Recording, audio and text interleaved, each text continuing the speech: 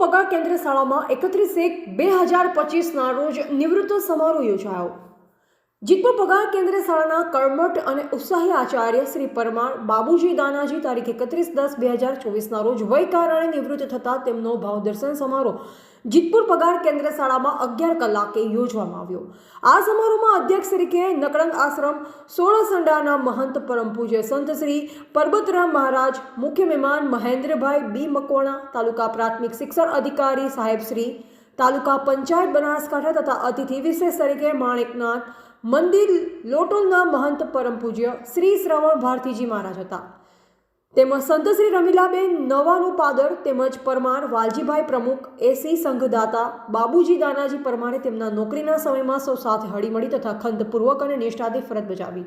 હાજર મહેમાનોએ શ્રી બાબુજી દાનાજી પરમારનું નિવૃત્તિનું જીવન સુખમય અને શાંતિપૂર્વક પસાર થાય તે માટે પ્રાર્થના કરી।